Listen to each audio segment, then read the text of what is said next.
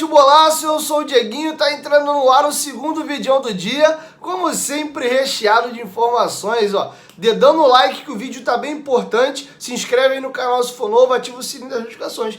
Segue a gente lá no Instagram também, né? Vai! E ó, você também que se amarra em notícia aí, quer ver jogos do campeonato alemão e dinamarquês de graça? Baixa aí o aplicativo da OneFootball, melhores momentos e jogos do Brasileirão Série A e Série B. Baixa o aplicativo da OneFootball e também quer receber notícia do Vasco na palma da sua mão. Baixa o OneFootball, personalize o aplicativo com o seu clube do coração. Vai lá e marca o Vascão. E aí, toda notícia do Vascão, a OneFootball manda a notificação na tela do seu celular. OneFootball, parceira do canal Futebolaço. O link tá aqui, ó, na descrição do vídeo e no primeiro comentário fixado. Bom, galera, a situação é a seguinte, o nome de um jogador aí que tem uma carreira muito bacana, o goleiro Agustín Rossi do Boca Juniors, está tendo o seu nome vinculado ao Vasco. A informação é dos companheiros do canal Atenção Vascaínos e confirmada já pelos companheiros do O Dia. Seria interesse para o Vasco contratar como goleiro do Vasco aí para a temporada de 2022. Eu vou trazer para vocês aqui bastante informações.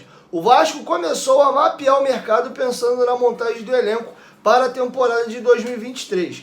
Um dos nomes apontados no horizonte do Vasco é do goleiro Agustín Rossi, titular do Boca Juniors e quem tem contrato com o Boca até a metade de 2023. A informação foi publicada pelo canal Atenção Vascaínos e confirmada pelo Dia. A reportagem do Dia entrou em contato com fontes próximas ao atleta argentino de 27 anos para saber mais sobre o possível interesse do Vasco. O atleta e seus representantes ainda não teriam sido contactados de forma oficial pelo clube carioca, mas um projeto audacioso como o do Cruz Maltino, sob a administração da 777, chama a atenção do jogador. E embora exista a possibilidade de propostas oriundas da Europa, o Vasco seria uma forte opção para o futuro do atleta. Agustín Rossi é um dos principais goleiros do mercado sul-americano e está com problemas com a diretoria do Boca Juniors sobre sua renovação, já que as partes não conseguem chegar a um acordo. Recentemente, os dois lados chegaram a uma trégua, segundo o diário Olé, para que os problemas extracampo não atrapalhassem o rendimento da equipe na temporada. A negociação, no entanto, não seria fácil. O Boca Juniors quer renovar com o atleta, titular nas duas últimas temporadas, e liberá-lo antes do fim do contrato necessitaria de uma compensação financeira. Por outro lado, o empresário do atleta criticou recentemente a imprensa argentina, a postura da diretoria do Boca, que não quer atender às contrapropostas feitas e não vem fazendo propostas financeiras satisfatórias. O Vasco conta atualmente com 3 goleiros no elenco principal. Thiago Rodrigues é o titular desde o início da temporada, mas não vive bom momento após algumas falhas nas últimas partidas e só tem contrato até o final da temporada. Além dele, Alexander e Halls, criados na base de São Januário, recebem poucas oportunidades até então. Aos 27 anos, Agustín Rossi fez 40 partidas na atual temporada e sofreu apenas 27 gols, sendo considerado um dos pilares da equipe do treinador Hugo Ibarra, atual vice-líder da segunda fase do campeonato argentino. O Rossi, né, falou muito de Agustín Rossi, mas ele é mais conhecido como Rossi, é um baita de um goleiro aí e é titular do Boca. Já tá tendo zum interno ali na renovação, os empresários tentam renovar o contrato, mas os valores oferecidos pelo Boca não são satisfatórios, inclusive os empresários do atleta já aí se queixaram da diretoria do Boca publicamente, então a parada lá tá meio que azedando. Então seria sim uma possibilidade do jogador vir ao Vasco no ano que vem. O que vocês acham do nome do Rossi? Deixa a sua opinião aqui embaixo nos comentários. O Vasco se dá bem com goleiros aí sul-americanos. O último, inclusive, que fez muito sucesso aqui foi Martin Silva. Beleza? Vamos virar a chavinha agora e vamos falar sobre Paulo Brax e a entrevista que ele deu para o Globo Esporte, que foi muito boa e eu fiquei de trazer para vocês mais algumas situações importantes. Primeira coisa que eu gostaria de dividir com vocês aqui agora é a seguinte: o Vasco completou um mês oficial à frente da Vasco da Gama SAF.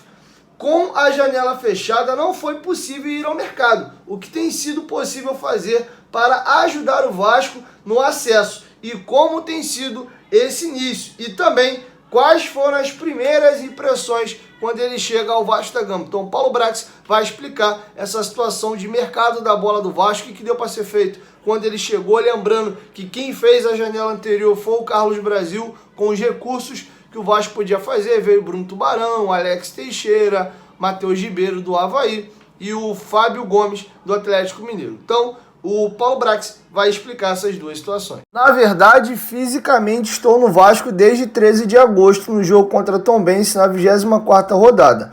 Oficialmente e contratualmente, assumi na primeira semana de setembro. Essa minha vinda, antes de estar 100% documentado, foi para trabalhar. A janela fechou 1 ou 2 dias depois da minha chegada. Não seria inteligente e prudente da minha parte qualquer ação no mercado sem conhecer o elenco no dia a dia. Uma coisa é você conhecer o elenco pela TV ou por informações de terceiros, e outra no dia a dia, que é o meu papel como diretor de futebol. Conhecer o elenco, membros da comissão técnica, logística de viagens, conhecer a fundo o jogador a ponto de você ter uma informação completa de quem aquele jogador é, se é um jogador que entrega, com quem você pode contar, dentro de um nível que você aceita. Eu não tinha esse quadro desenhado, ele foi se desenhando ao longo dos dias. Deixei bem claro desde o início para funcionários e atletas que a minha presença física foi para dar uma tranquilidade a todos. É claro que uma mudança institucional e de estrutura causa insegurança. O meu papel aqui dentro, como responsável e comandante do futebol, foi dar tranquilidade aos funcionários e ao trabalho que estava sendo feito. Obviamente, a gente tinha que evoluir em alguns pontos, mas dar estabilidade para o ambiente de trabalho foi essencial naquele momento de transição. Não foi um mês de rupturas, foi de continuidade no que estava dando certo e com mudanças pontuais naquilo que precisava ser mudado. Tive que entender rápido como vinha sendo o ano do Vasco e me deparei com um ano de dificuldades. Um ano de 3 a 4 meses de salários atrasados para um grupo de funcionários e jogadores. Isso precisava ser o quanto antes resolvido. Foi muito positivo estar aqui no meio da temporada faltando 14 jogos. Já entrei com o conhecimento do que era possível ser feito. Na minha primeira reunião com os atletas, falei sobre a pressão do acesso, porque temos que ter obsessão no acesso, e é o nosso único objetivo no ano. Bom, e agora uma outra pergunta muito importante. Quando você chegou, o Vasco tinha um acesso bem encaminhado e hoje vive um momento de dificuldade.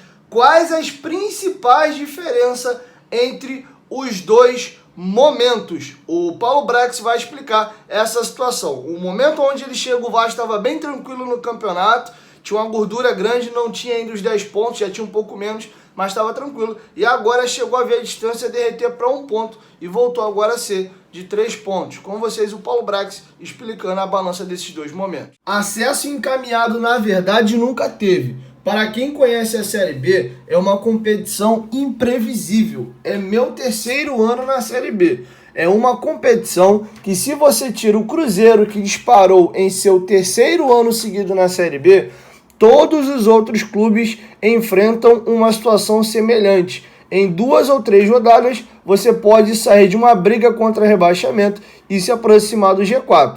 Hoje, os clubes que estão no G4 têm um aproveitamento um pouco acima de 50%.